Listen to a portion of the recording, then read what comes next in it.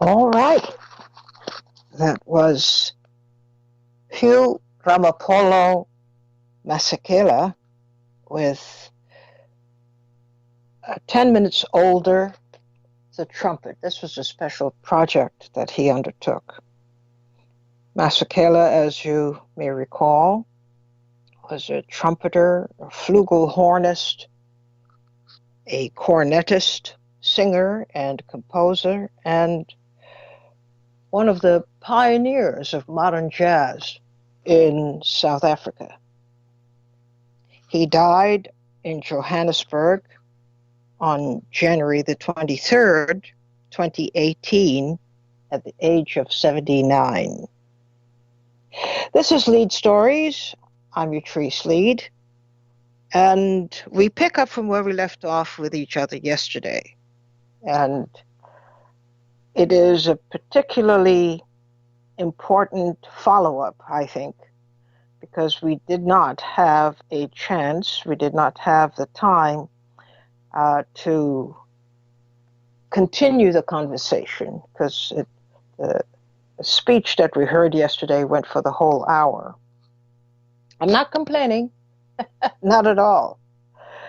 So let's talk about the speech that we heard yesterday.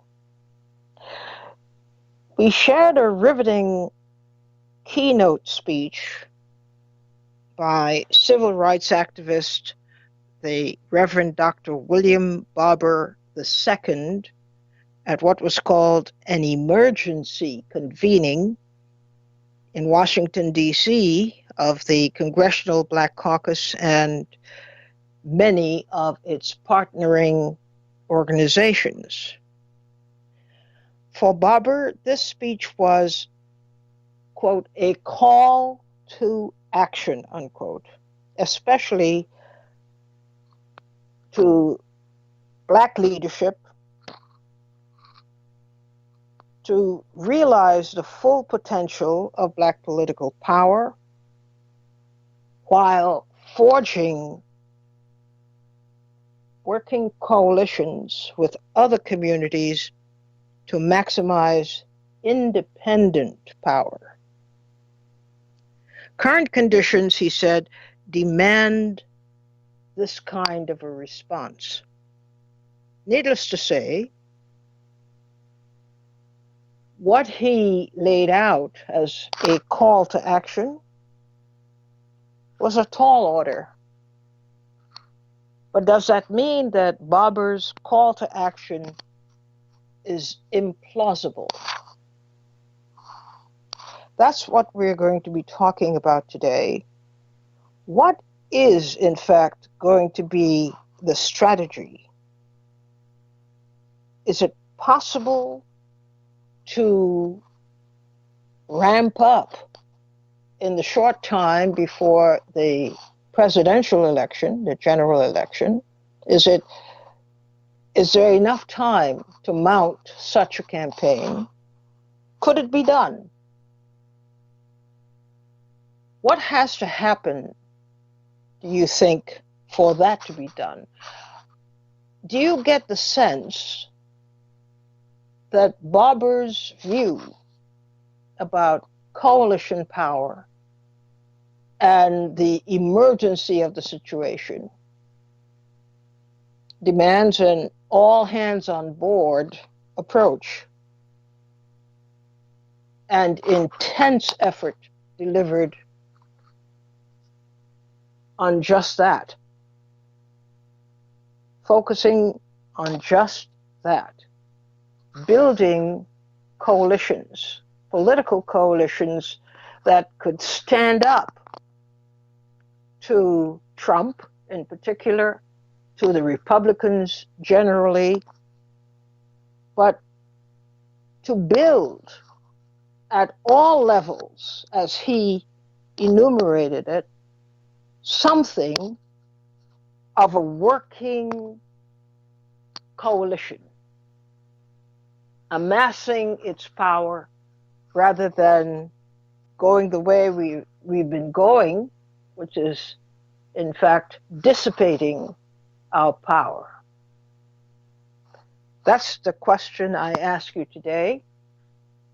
I should say, those are the questions I ask you today. It's not just one question. But I'd like to hear your thoughts about that. Because we have already begun, it seems to me, the traditional trip down the yellow brick road, following the same tired patterns that we have followed for decades. And that is obeying the dictates of the Democratic Party without any assurances that we would share in the goodies. Not at all. We don't share in the goodies, it seems. And everybody holds up the example of, well, you have the candidacy of Barack Obama, so what are you beefing about? He was a black candidate, and he seemed to have captured the power, at least enough power, to land in the White House. So what is your point? What is your case? Ed from Queens, what do you think about that? What do you think about Dr. Barber's points? Well, Dr. Barber is he's a godsend. He's one of the last, what I would call true civil rights, politically active people that are on the forefront today. I believe, his speech was inspiring. I first heard it initially when he started his Moral Mondays project and coming out on Mondays and protesting certain things that were going on in his district, I believe it's South Carolina, if I'm not mistaken. But as far as to your question for coalition building, it's something that is happening now. I mean, it's not just for the election.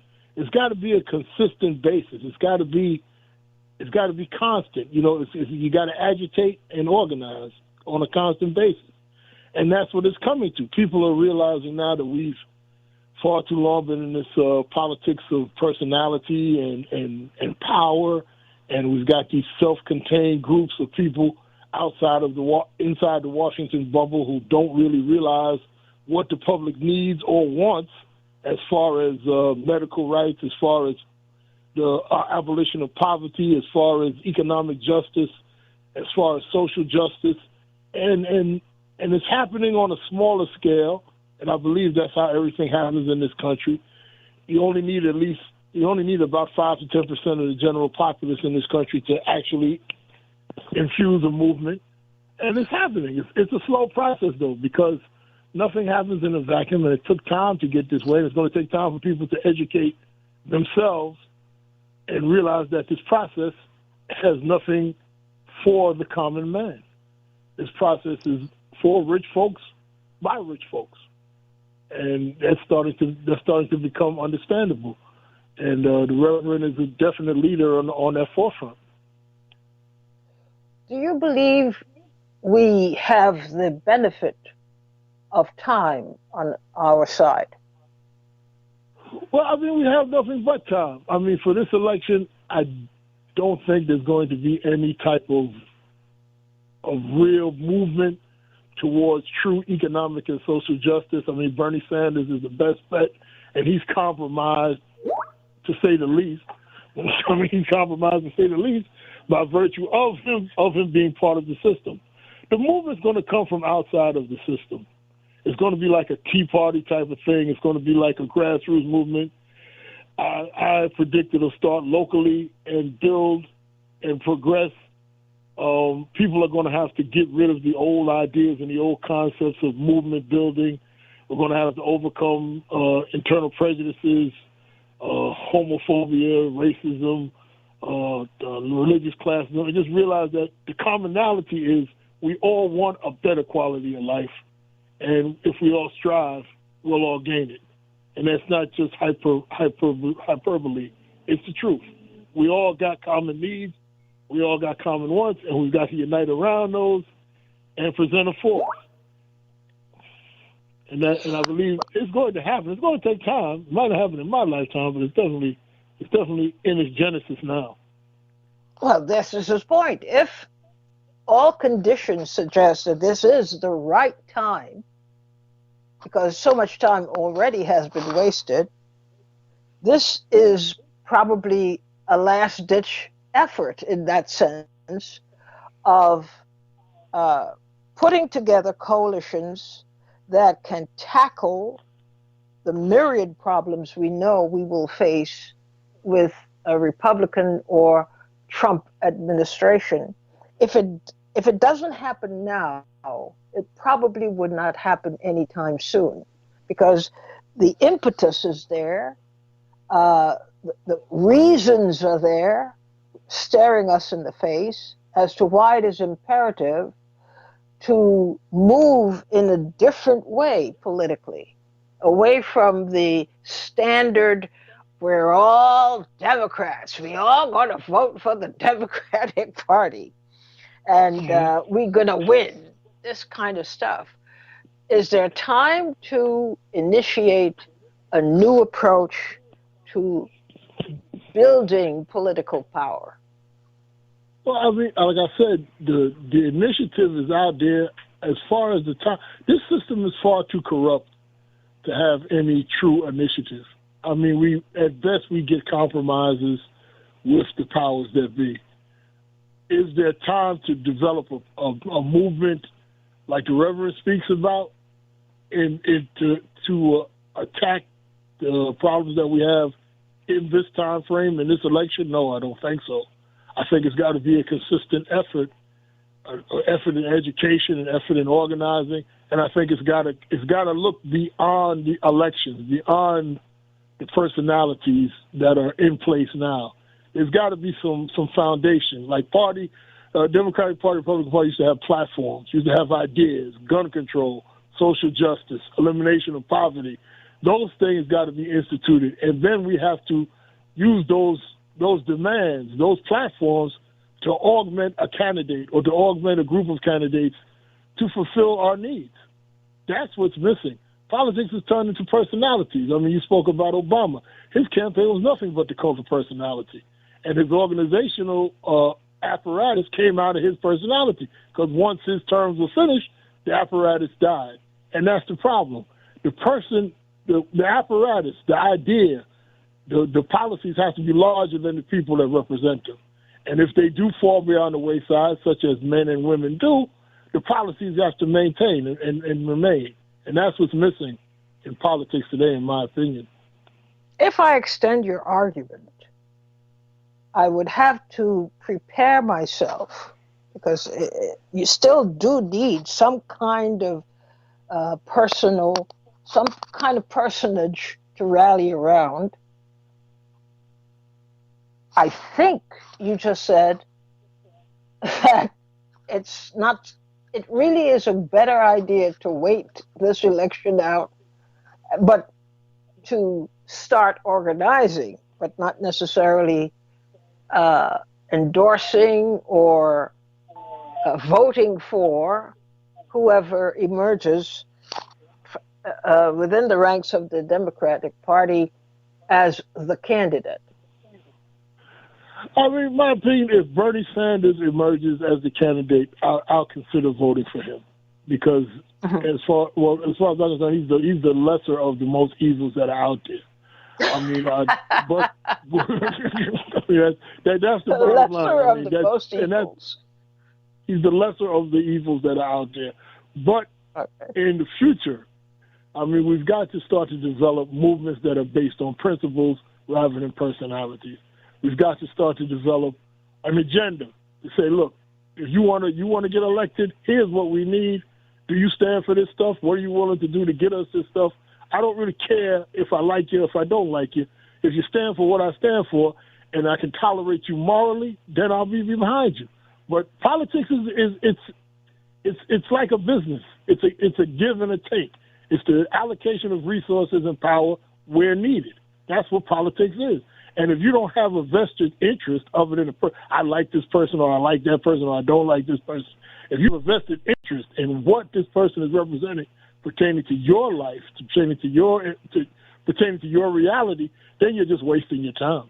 You might as well be voting for American Idol. Well, thank you so much for getting us started today and on such a strong note. Thanks, Ed. Thank Clara you. from Philadelphia, you're on the air. In so early. Hello, everyone. I'm sitting here thinking about what the gentleman said about our need to act soon. And when we talk about the future, letting somebody come into office and see what they'll do, I think it's because our frame of reference is wrong. We're focusing on how to make things better in this system. The system is so toxic and dangerous that there's nothing we can do to make it better. We have to focus on developing a new system, the system that really has to begin in our minds. If people could understand we are at war, they are at war with us. Every day they're developing secret, toxic and secret ways of destroying us. If we could get that in mind, that we are the victims of a war effort by the system, not by one party or the other, they are all part of that system. And I think we need to look at ourselves, and I'll tell you what I'm doing, and I could use some help. But what I am doing is I wake up every morning with that in mind, and what I need to do with myself to be stronger, to confront this. And it does, and I've said it before, it does begin with your health. You can't do anything if you're unhealthy. You can't think clearly. You can't move correctly. I'm thinking now about the fact that so many of us are unhealthy. So we can help ourselves while we fight the system.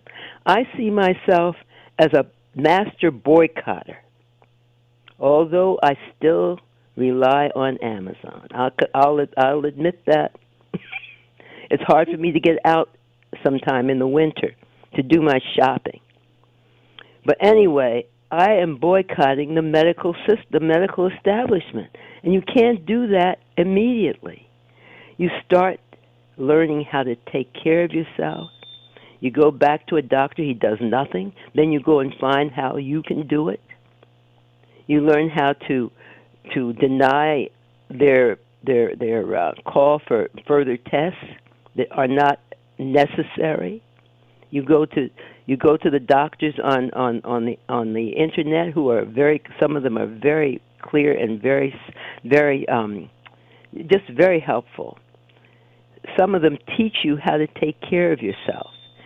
And if you get to the point where you can do that, you can feel that you can take on just about anything. Because if you can take care of your health without these doctors, you can do all kinds of things. The thing is, the boycott. That's the thing. Boycotting anything we can boycott. Like if your child is in a school like they are here where there's asbestos and they send that child to another school, you say no. This is our Your school. Your point is well taken, but we still have to deal with the raw business of how politics is practiced on a day-to-day basis. We don't vote. So we should stop voting rather than continuing to vote and forming coalitions. Oh, we form coalitions, present but we don't new have to. Candidates. Oh, yes. Like don't vote in the meantime. Yes, we have to. You have to have I'm saying that the mindset could make it possible for us to actually do that, to organize and develop new candidates. But in the meantime, there are many other things that we can do because those candidates would be talking about things that apply to us and are important to us. And as we do that, we're developing a new system. I mean, the school system. We work on our local school systems. We work on the way we use use medical assistance by forming groups of people who can help us as natural health providers, that kind of thing. We stop buying these awful things, this bad food, and start our gardens. Like in my block, I've put food in my front yard, and other people are beginning to do that. And I think other people have mentioned this. Go block by block, talking to people. There's a block leader here who does a major party in August with a big some kind of big. It's like a well, anyway, it's one of those big toys that sits in the middle of the street, and it goes around and around, and it really cuts people off. And some children go there and ride this. I think it's called a carousel. But we wouldn't have that. We would not have anything like that. We're going to have people talking to one another.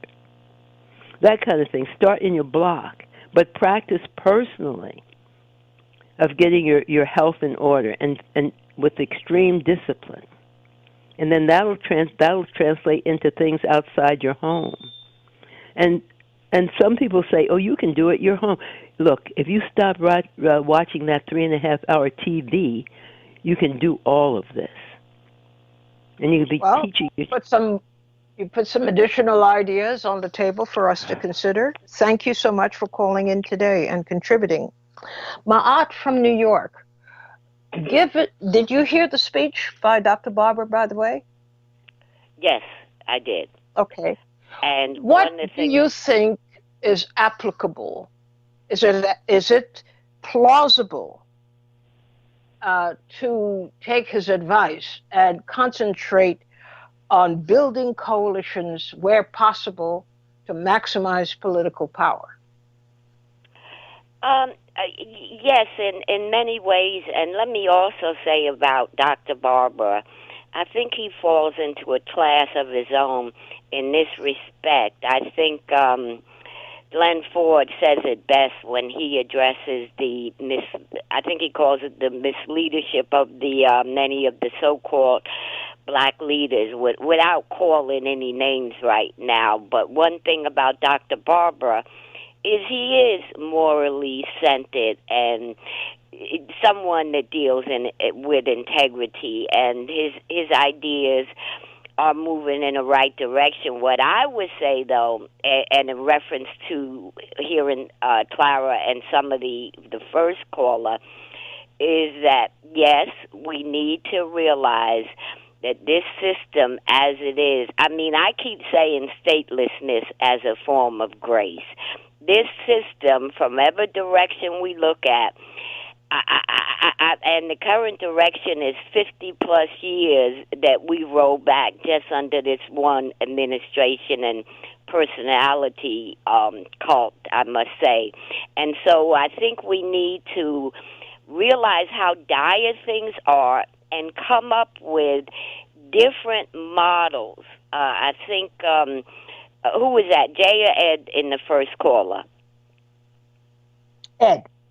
I think he was saying, I was in the middle of something, so I didn't catch it all, but I think he was going in that direction. Clara was making similar points, and to me, it's in my DNA to back away from the conventional medical system and versus going a holistic route. But I think we need to we must analyze it, as David said yesterday, and then do what we can do on local, state, and national levels, absolutely.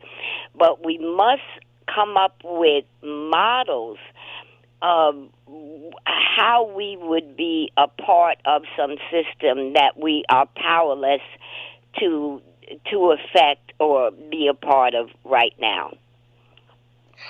Well, there's nothing new in what you've said.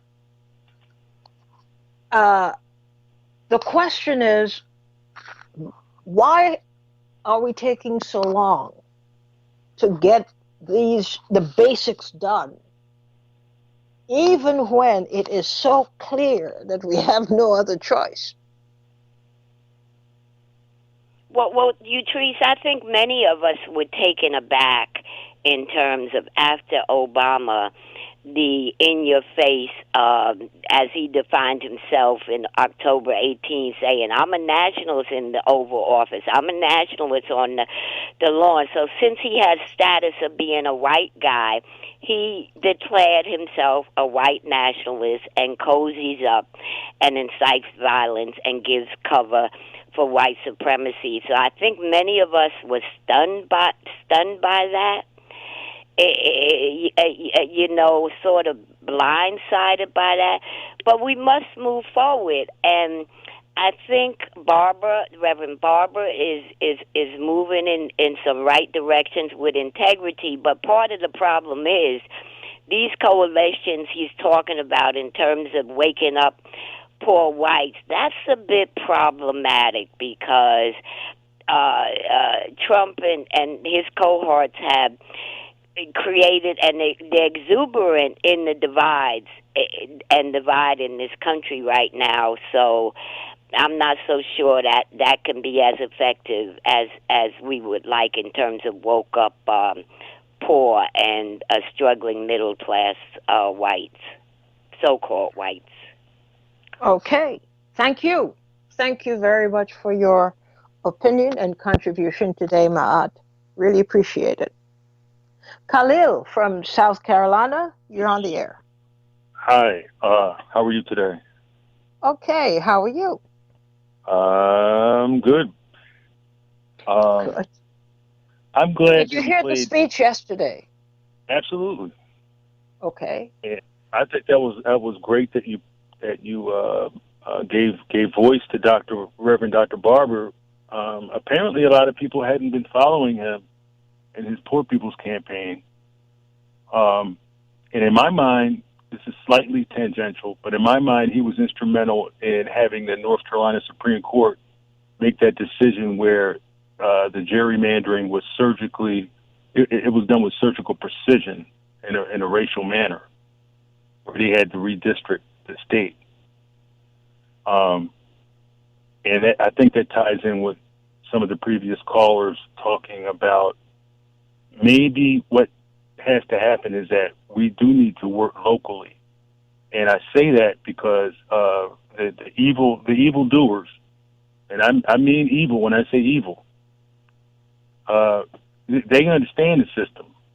And what they did is start locally, because they started taking over the state houses.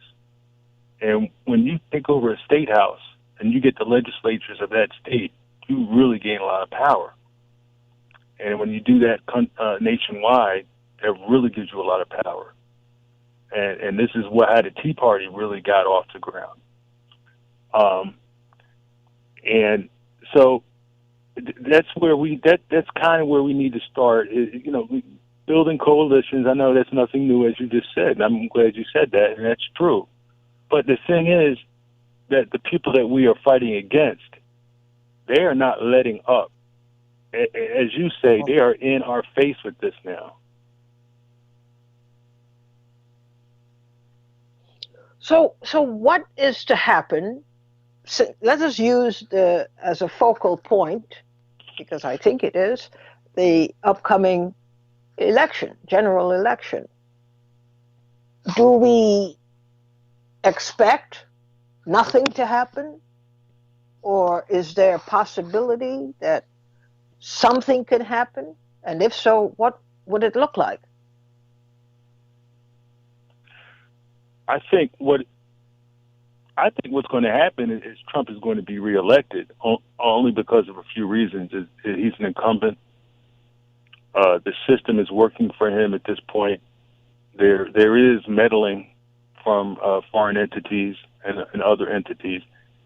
And we still have the Republicans in the Senate still refuse to fund keeping our elections clean, even though it's been established that they're being meddled with. In other words, they don't want to appropriate any more funds. Well, they don't appropriate, but they refuse to sign off on funds for election security. But in the meantime, see, we have to do what they did, and we have to start at the bottom. We need to maintain the House and attempt to take back the Senate. and in between get the message out, because these people are this three-person triumvirate, right? Trump, Bill Barr, and Mitch McConnell. They're working the system. They are working the system for all it's worth, and they understand how to work the system. And this is beyond using parliamentary procedure. They've just muscled in. This has absolutely been a coup. Because I really get irritated when I hear these people who make millions of dollars a year, and I don't know if they're ignorant or they just knowingly lie when they say, well, Bill Barr, he was such an upstanding individual. No, he wasn't. I'm old enough to remember the crack cocaine scourge. I'm old enough to remember Iran-Contra. And I'm old enough to remember what Bill Barr did to let those people off.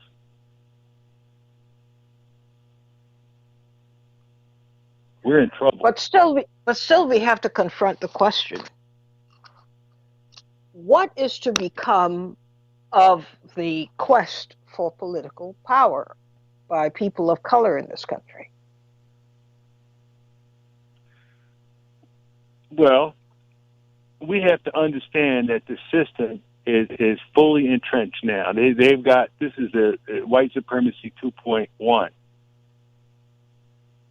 And I don't mean that to try to fan flames of racial tension, but this is what it is.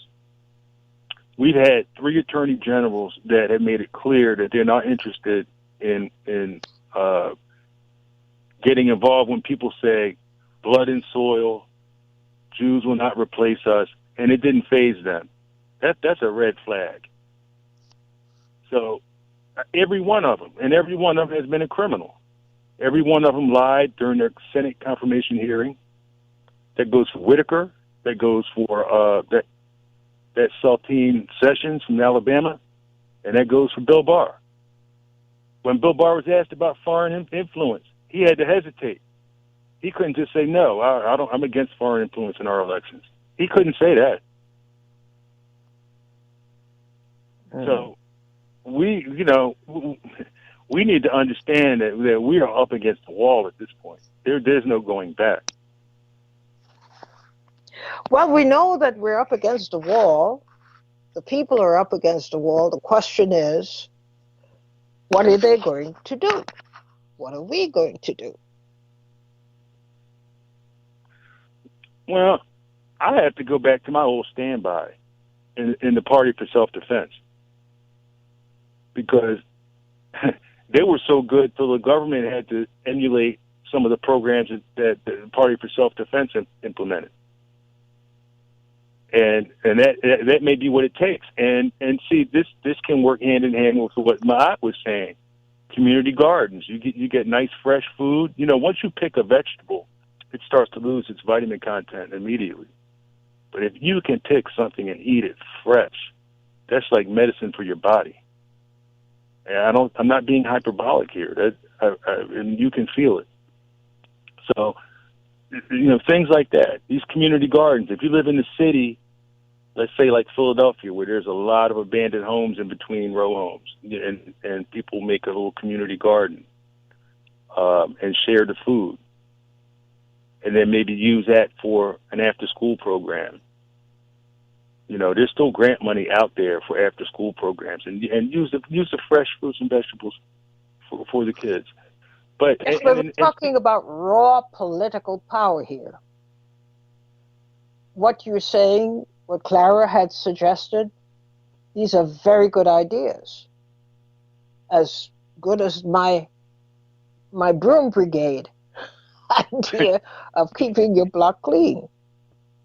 But it comes down to the business of who can make things work in the community's interests and within the governmental system, where money is available and power, therefore, can be leveraged to get that kind of money.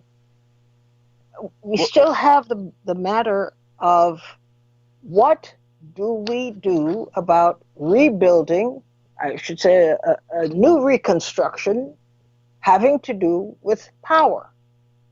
Political Okay. power, raw power. On that level, and I'm going to attempt to answer your question succinctly now. For right now, we can write that off on the federal level. There is no one on the federal level. In other words, if you vote for a presidential candidate, that's not going to matter. I mean, you can vote out of a posture of self-defense, like I will be doing. But whoever is in power, anything they do has to go through all the rigmarole of the way our system is set up. So we can't expect much. You can have all the ideas you want, but it has to go through the House and it has to go through the Senate. And that's exactly why we need to focus locally until we get a critical mass. You know, it starts neighborhood, then it's by city, then it's by state, and it may take a few years. But we look. I'm just going to be. It doesn't. I'm not going to be Pollyanna about this. We are for right now. We have no political power, and we were not going to for a number of years, because the courts have been packed with people who don't even have any experience in trials, but they're very right wing, and that's why they're there. Thanks, Khalil, for your point of view today. Really appreciate your call. Moki from Connecticut, you're on the air. Greetings, Utrice. Thank you. Same to you. Thanks. How's it going? I have to say that the Reverend Barber's speech brought me to tears more than a couple of times. I believe every word he said was divinely inspired. And he's talking about a movement. Clara's ideas are brilliant.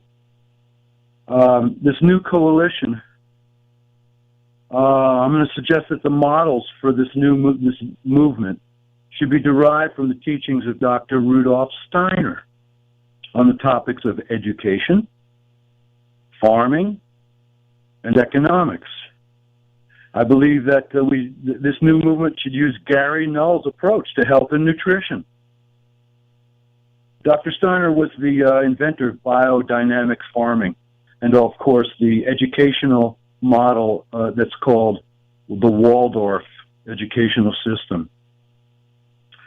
So there was a movement in the 19th century, I believe. I tried to look at a little bit more of it up, but I couldn't while I was waiting to speak to you and the community. This movement was called the Chautauqua movement. And there's a vestige of it somewhere upstate New York. There's a community there. I believe that this movement needs to be steeped in the living word. But after saying that, I suggest that this movement needs a good name. And I'm going to suggest the name, the new hashtag New Chautauquans. That's spelled CHAU, T like Tom, AU, QUA. So if anyone wants to research the Chautauqua movement in the 19th century, and a good idea needs a good hashtag, needs a good name. But so before we get to the creative end of it, of deciding what to call a thing, what is this thing going to do from your perspective? This thing is all the things that the Reverend Barber said, and including the suggestions that Clara made, community gardening, etc. But we need to revamp the whole system, and so we have to look to previous models that have suggested the direction we should head in. So that's basically my call, is to just apprise people of the fact that the movement does need a good name, and this coalition has to be gathered under one banner in order to move forward. So I suggest hashtag New Chautauquans. Okay, thank you. Thanks. Lincoln from Mount Vernon, you're on the air. Yeah, good day, Utrice. Hello. Yes. I have some things I want to articulate in terms of what we should do. But before I do that, I want to say something about his speech. He started with a prayer. And after he started with a prayer, somewhere in his speech, he said, black people need to get over their homophobia. Homophobia, yes. I don't know what he meant by that. And I don't know if it black was a plug people, for in his view, I don't know. are I don't know if it was a plug. No, I don't know if it was a plug for the gay agenda, and why I wanted to clarify that. Oh, please, come on now. No, I'm just. The it's man not about that. has been in the religious community for so many years. You know what he's saying. He says black people need to get over their homophobia. But and I that don't know about. the black I church. don't have a homophobia. I mean, I disagree with homosexuality. No, he but it is speaking generally. It's not a specific. It's not targeting you. No, that's not what I'm saying. I didn't see how that belonged to the speech. I just wanted. You see, if we're going to dissect the speech, we're going to have to dissect everything. You know. But anyway, let me say what I want to say in terms of this. Hello. Yes, I'm listening. First of all, we have to define what is the purpose of, and after we define what is the purpose of government for the people, then we must enumerate a mandate, and this mandate must be the thing on which the system will be predicated. And it should be a mandate that says, okay, the people will now be in charge. For example, say if there's a law to be passed, instead of some politician saying, okay, we'll pass this or that, it should be referendums. It should be a system of referendum where everything the people vote on.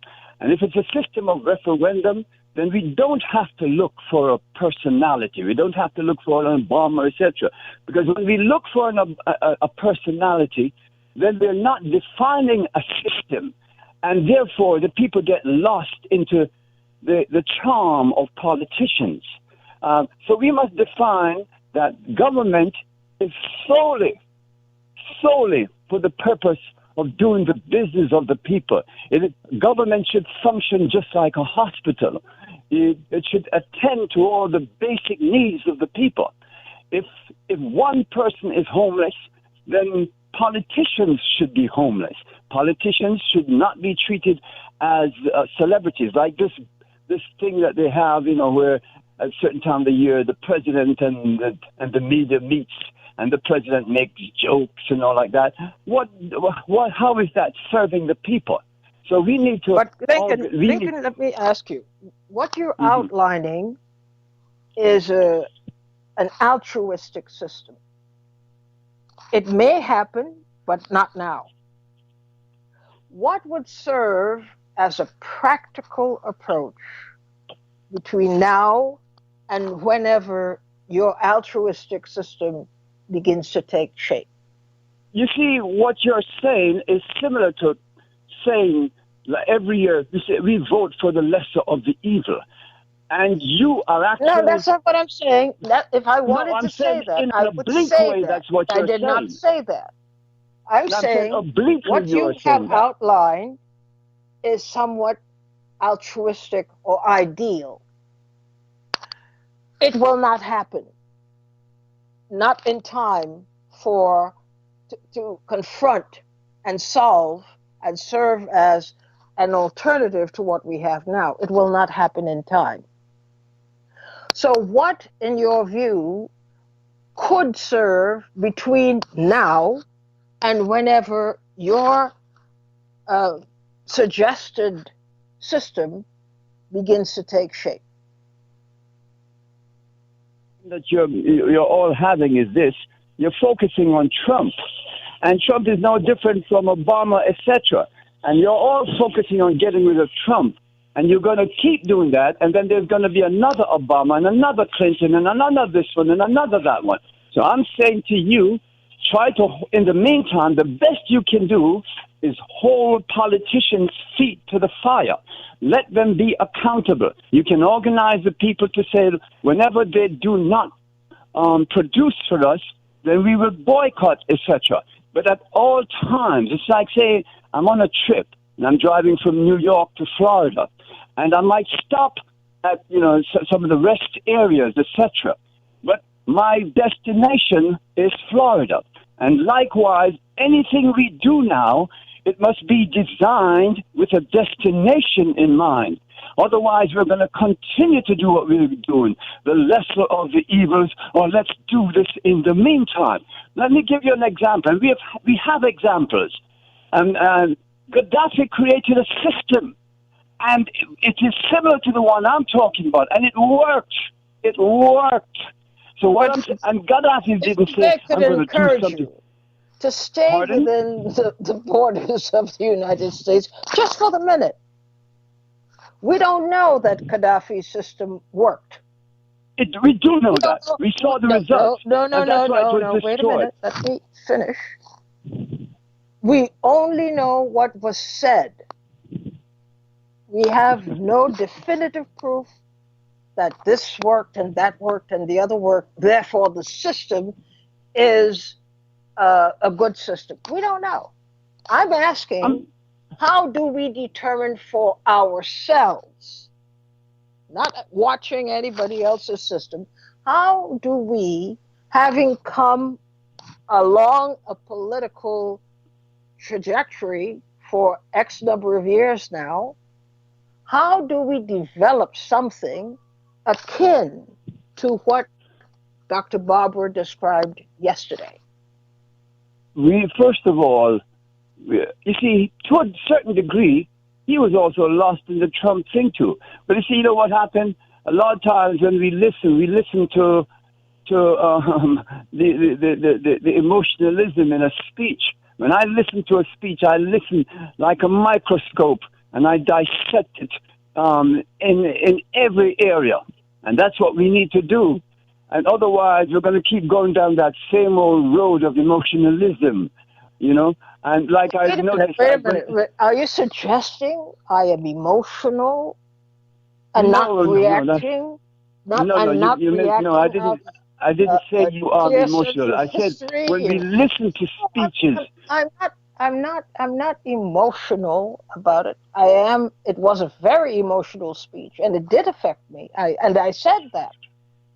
But that doesn't mean that I lost my mind. No, what I said was not about you, Utrice. My statement was not about you. I said we. I didn't say you. Don't take it personal. I'm part of the we. You see, I'm one of the we. What we should do, I think, and what would really be helpful, is if people present an idea rather than a demand. This is an idea. This is... Yeah, I'm presenting an idea. Yes, it's an idea. It's an idea. Yeah, it is an idea, but I am presenting it forcefully. It's just like when Fidel Castro came. Fidel Castro had an idea, but he wasn't plain about it. He presented it with force. When Gaddafi and all these people say we're going to change the system, we come with force. We don't come like we're playing. We don't come like we're just here to talk for the sake of talk. I'm serious about this.